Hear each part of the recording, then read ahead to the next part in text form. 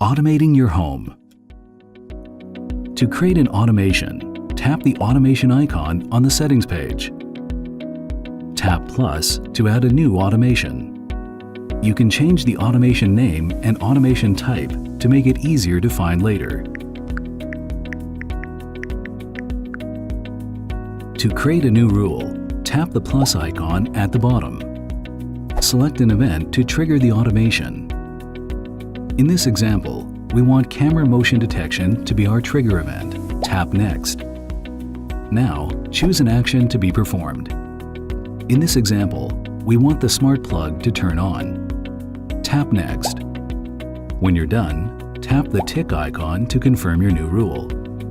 With that, you've created your first automation rule.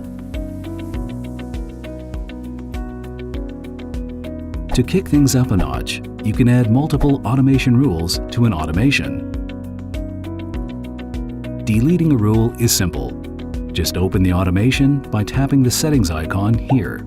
Tap the rule settings icon. Tap the delete icon next to the rule you want to remove. Then confirm the deletion. You can delete the entire automation by tapping the trash icon at the top.